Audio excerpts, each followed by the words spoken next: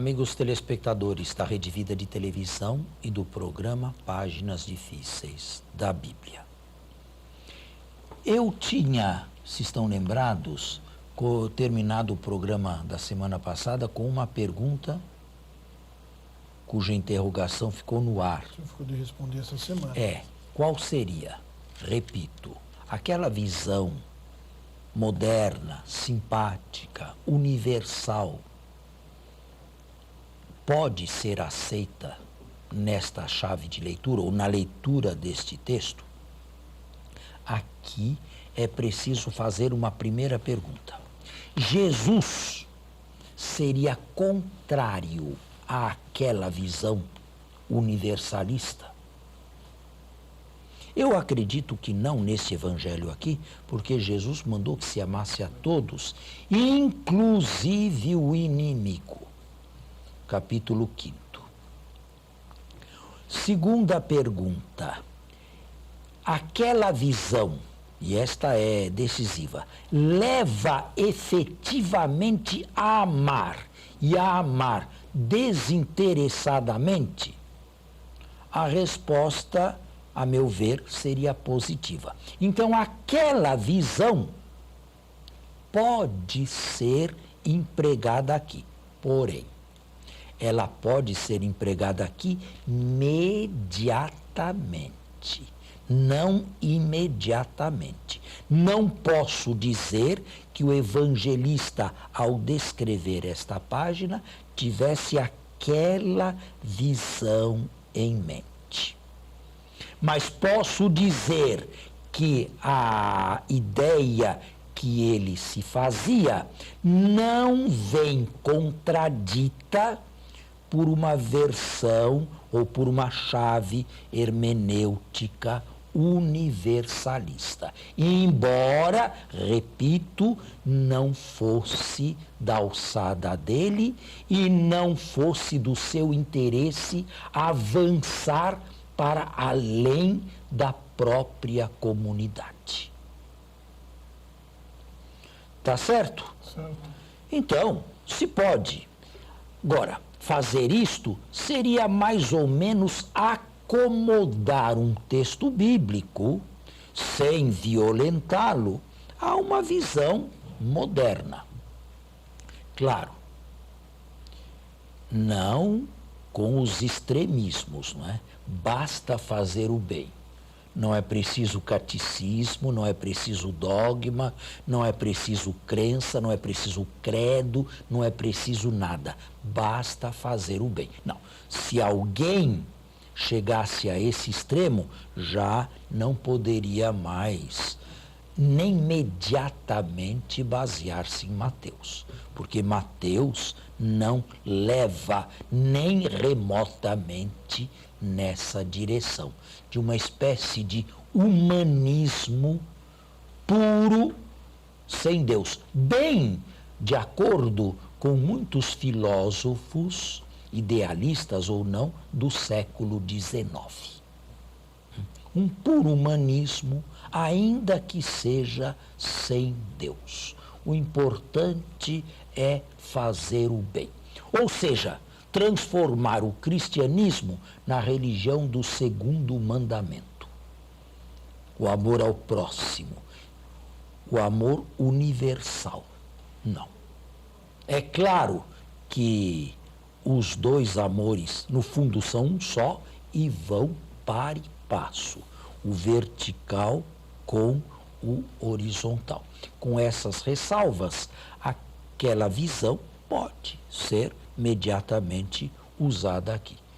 Não sei se entenderam e não sei se gostariam de fazer alguma pergunta que elucidasse melhor.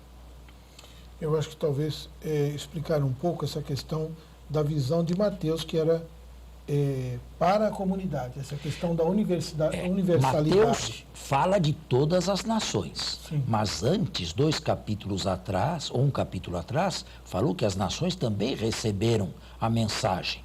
Portanto, todo o gênero humano se pode e, de fato, se posiciona diante do Filho do Homem, Jesus, ou para lhe dizer sim ou para lhe dizer não. E a teologia diz outra coisa. Onde é que vai terminar esta humanidade? No neutro? Não. Não. Ou ela vai dizer sim, Ou não. ou vai dizer não. E a quem ela vai dizer sim ou não, esta humanidade? Ao Filho do Homem. Porque para nós não existe outro Salvador a não ser Jesus Cristo. E ninguém se encontra diretamente com Deus a não ser através de Jesus Cristo. Não posso insistir ou imaginar que alguém de uma religião não cristã fale isto, mas também não posso admitir que um cristão ponha em dúvida isto. Certo? Certíssimo. Aliás, eu entendo que o cristão deve buscar entender, compreender isso tudo, né? O Filho do Homem será o juiz de todos, independentemente de que religião seguiram em suas vidas. Agora, é claro que, de uma maneira ou de outra, ainda que misteriosa para nós, Deus dá a todo ser humano a possibilidade de se encontrar pessoalmente e responsavelmente com o Filho do Homem. Certíssimo. Tá bem? Muito bem. Bom, e agora? Faltam alguns versículos para Faltam alguns encerrar versículos? Então leia. Falta só o Leia. último. o último julgamento. Irão estes para o castigo eterno, enquanto os justos irão para a vida eterna. E para Mateus não interessa descrever nem o que é o castigo eterno, nem o que é a vida eterna. O que interessava a ele é mostrar no final da vida pública de Jesus que no momento último e derradeiro da história, todas as nações, juntamente com a igreja, que na atualidade é um corpus per mixtum, onde existem bons e maus, na nossa igreja também existem bons e maus, estaremos juntos diante do Filho do Homem. Certo? E agora? Agora nós vamos começar a paixão. Mas antes de começar a paixão, antes de começar a ler os textos, os capítulos da paixão, há muito que se falar da paixão. E eu gostaria de começar a falar. Em primeiro lugar, como foi que a paixão apareceu nos evangelhos? Olhe, a paixão seguida de ressurreição foi o primeiríssimo anúncio cristão. E disso nós temos prova pelos Atos dos Apóstolos e pelos outros escritos do Novo Testamento. Foi o que por primeiro apareceu na pregação oral da igreja. Há quem diga que depois, no texto escrito, os evangelhos nada mais são do que a paixão com um grande prólogo que a antecipa. Esta paixão foi celebrada pelos primeiros cristãos já no século I e no final do século II. Mas sabem, quando nas igrejas não diretamente dirigidas por Roma, no aniversário da morte de Jesus, no aniversário anual da morte de Jesus, 14 de Nisan, no mês lunar e solar dos judeus. A igreja de Roma celebrava a mesma coisa no domingo seguinte ao 14 de Nisan. Os que celebravam no aniversário da morte de Jesus foram chamados quartodecimanos. Venceu a tradição da Igreja de Roma. Não celebrar a paixão, morte e ressurreição no dia do aniversário de Jesus 14 de Nisan, no calendário lunar e solar dos judeus, que nunca cai no mesmo dia, porque só o nosso, que é apenas solar, e venceu a Igreja de Roma, no domingo seguinte. Agora, o que se celebrava? Se celebrava numa única ação litúrgica a paixão, morte e ressurreição. Era o Cristo morto e glorificado a um tempo. E os fiéis tomavam parte nesta celebração, batizando os seus catecúmenos, que através do batismo participavam da morte e da ressurreição de Jesus, ou renovando os seus compromissos batismais. Alguma relação com o Tríduo Pascal de hoje? Não havia ainda Tríduo Pascal. Havia uma única celebração que começava na tarde anterior e se prolongava madrugada afora. Morte e ressurreição e dom do Espírito. Já no segundo século, esta celebração foi precedida de um Triduum, que começava na sexta-feira, sexta, sábado e domingo. E por causa desse Triduum, o acento que até então recaía sobre a ressurreição passou a recair sobre a paixão. Esse Triduum é mantido até hoje pela Igreja. Ele começa na tarde da quinta-feira, que nós chamamos Santa. Ainda no século III,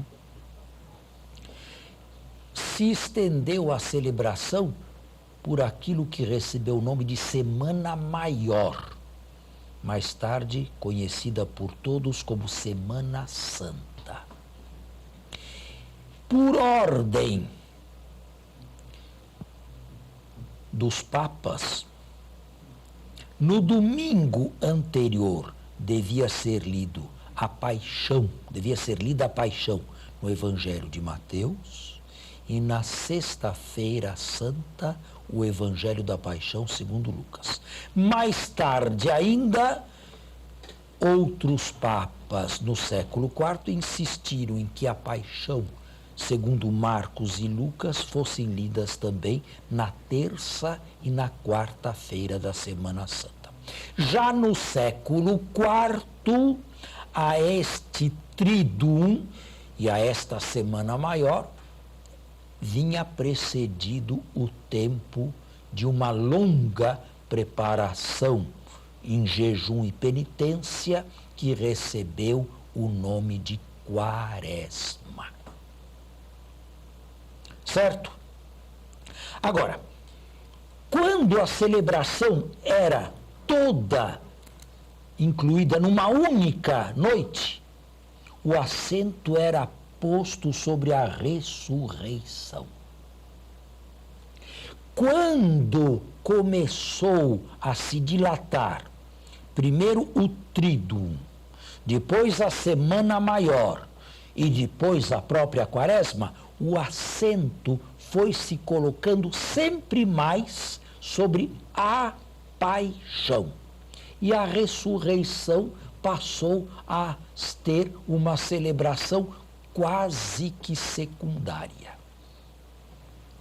Mais ou menos é o que nós temos hoje. É o que acontece hoje, não é?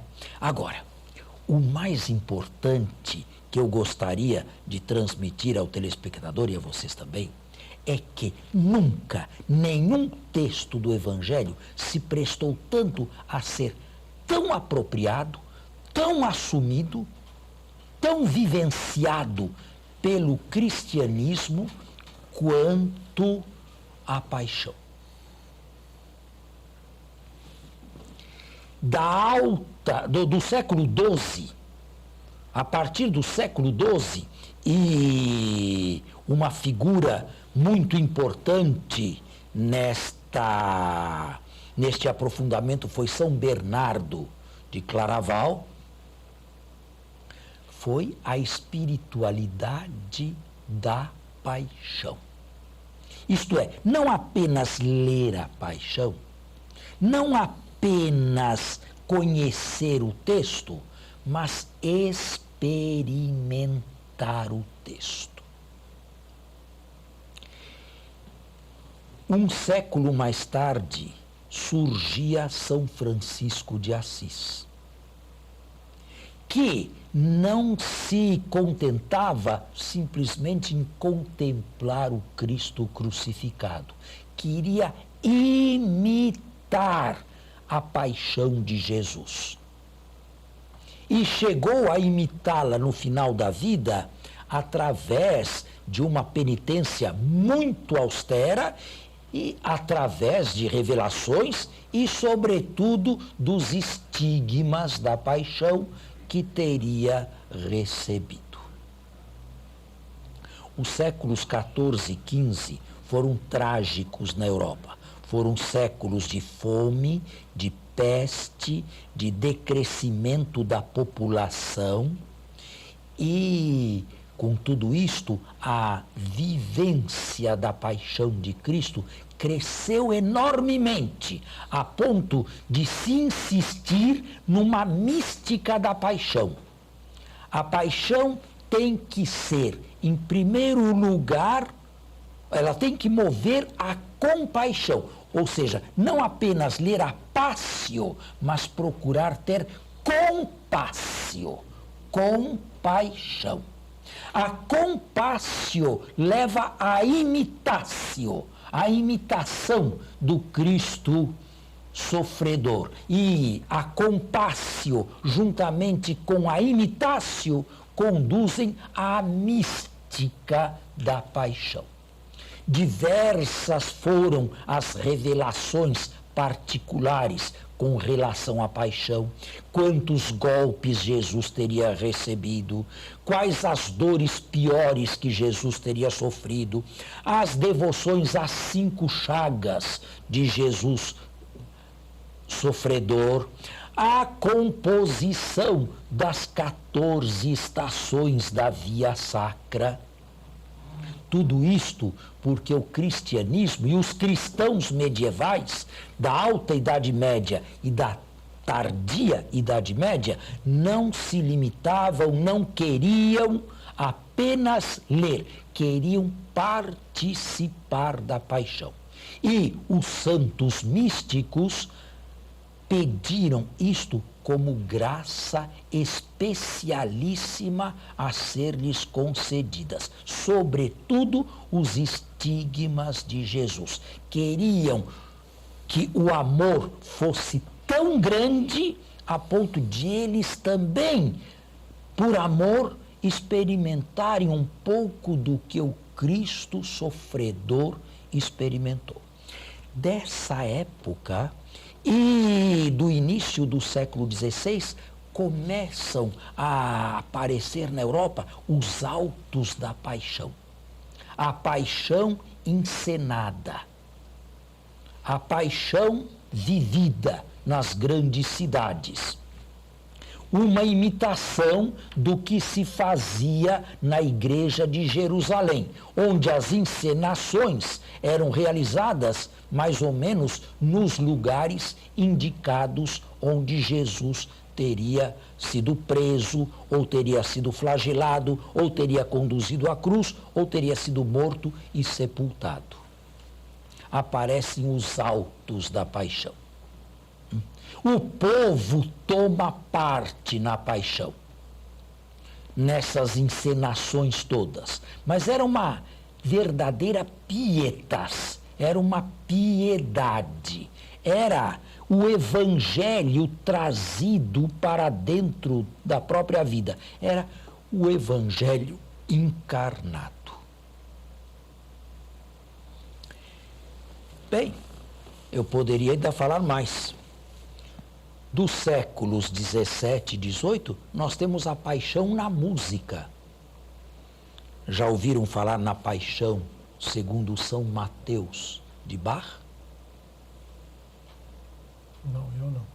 Pois é, grandes compositores compuseram musicalmente a paixão. Ouviram falar no Messias de Handel? É a paixão. Estão vendo? Nenhum texto teve tanta apropriação, tanta atualização. Diante de nenhum texto, a imaginação, o imaginário dos cristãos foi tão longe quanto na paixão. E foi exatamente para reproduzir melhor a paixão que surgiram as primeiras imagens.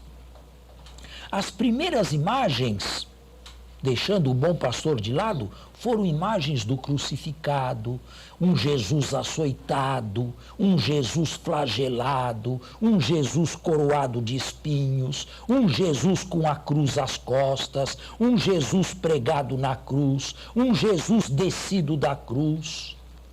Quando quiseram buscar uma figura que mais se tivesse, quem sabe, aproximado da paixão, buscaram Nossa Senhora e a chamaram Nossa Senhora das Dores.